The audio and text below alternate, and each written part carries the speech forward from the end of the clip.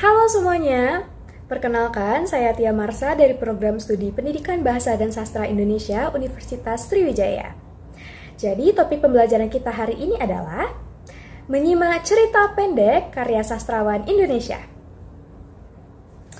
Teman-teman tahu nggak sih kalau ternyata cerpen itu memiliki urgensi yang sangat signifikan dalam kehidupan kita loh, terutama dalam konteks pendidikan, pengembangan karakter, dan penguatan nilai-nilai sosial. Nah, ada pun beberapa aspek penting yang mengaitkan pembelajaran cerpen dengan relevansinya di masa kini, yaitu dalam hal pendidikan dan literasi, cerpen digunakan untuk mengembangkan kemampuan literasi, lalu sebagai media pembelajaran bahasa dan sastra, dan meningkatkan minat baca. Nah, dalam hal pengembangan karakter, cerpen digunakan sebagai alat untuk refleksi diri dan mengembangkan empati.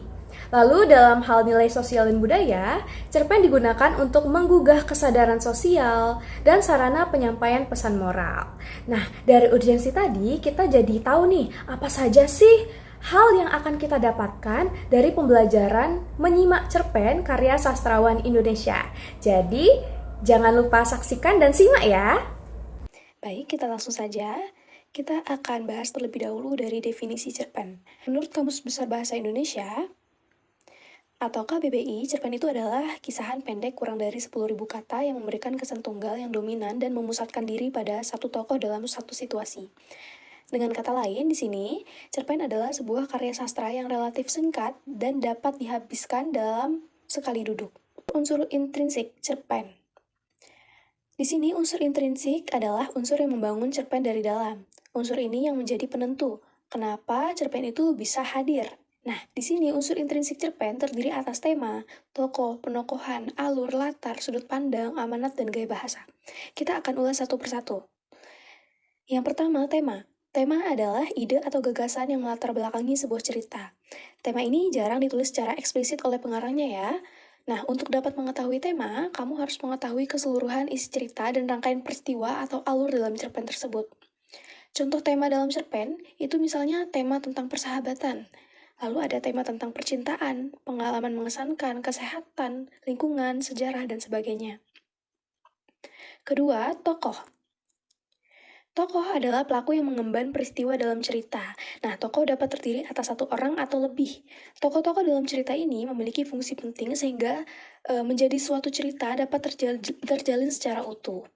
Berdasarkan pengelompokannya sendiri, terdapat 3 jenis tokoh, yaitu tokoh protagonis atau tokoh utama, antagonis yaitu penentang dari tokoh utama atau tokoh lawan, dan tritagonis yaitu penengah atau pendukung. Ketiga, penokohan. Penokohan adalah cara pengarang menggambarkan watak atau karakter tokoh-tokoh dalam cerita. Nah, di sini ada 2 cara penggambaran penokohan, yaitu teknik analitik yang disampaikan langsung oleh pengarang dan teknik dramatik yang dikemukakan secara tidak langsung melalui tokoh-tokoh lain. 4. Alur. Alur atau plot merupakan urutan kejadian atau peristiwa yang membentuk sebuah cerita. Secara umum, alur ini terbagi ke dalam 3 jenis, yaitu alur maju, alur mundur, dan alur campuran. Kelima, latar. Latar atau setting ini meliputi waktu, ruang atau tempat, dan suasana dalam cerita. Latar memiliki fungsi dan tujuan untuk memperkuat situasi terhadap jalannya sebuah cerita. Latar sendiri dibagi menjadi 3 tadi. Yang pertama, latar tempat, merujuk pada tempat atau lokasi tertentu, misalnya di sekolah, di desa, di rumah, di sungai. Nah, selanjutnya latar waktu, berupa waktu terjadinya peristiwa, misalnya jam, hari, musim, tahun, bulan. Dan ada latar sosial, yaitu berhubungan dengan perilaku sosial masyarakat, misalnya tradisi, kebiasaan, adat istiadat, keyakinan, dan lain sebagainya. 6. Sudut pandang. Sudut pandang adalah posisi pengarang dalam menyampaikan cerita. Sudut pandang pengarang ini terdiri 3, yakni sudut pandang orang pertama, kedua, dan ketiga. Nah, 7. Amanat. Amanat merupakan pesan yang disampaikan oleh pengarang. Nah, biasanya amanat ini mengandung nasihat atau pesan moral yang bertujuan untuk direnungkan kembali oleh pembaca. Amanat ini tidak disampaikan secara langsung biasanya, melainkan tersirat dalam isi cerita.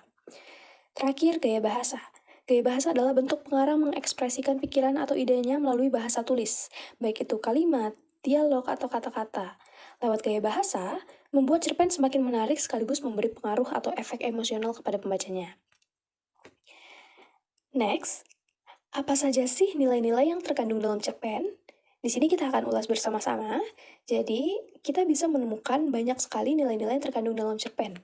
Misalnya, pertama nilai agama.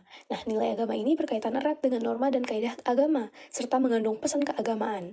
Pada umumnya, penulis menyisipkan nilai agama dalam cerpen yang bertujuan untuk mengajarkan kebaikan dan memberikan pelajaran hidup yang berharga. Kedua, nilai moral. Nilai moral ini berhubungan dengan akhlak dan budi pekerti yang berlaku dalam kehidupan bermasyarakat. Pesan moral yang disampaikan penulis dalam cerpen seringkali mengajarkan pentingnya untuk berkata jujur dan bertanggung jawab. Ketiga, nilai sosial. Interaksi antara tokoh dalam cerpen dengan lingkungannya merupakan nilai sosial yang dapat diambil sebagai pelajaran oleh pembaca. Misalnya, sikap gotong royong, toleransi, dan kepedulian terhadap sesama. Keempat, nilai ekonomi. Nilai ekonomi dalam cerpen ini seringkali menggambarkan bentuk realitas kehidupan sehari-hari. Contohnya, penulis menunjukkan bagaimana sih kondisi finansial dapat mempengaruhi tindakan tokoh dalam cerita. Dan terakhir adalah nilai budaya. Nilai budaya ini mencerminkan tradisi, adat istiadat, dan kebiasaan turun-temurun.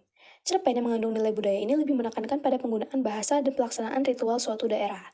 Selain memperkaya cerita, nilai ini juga membantu pembaca mengenal keberagaman budaya.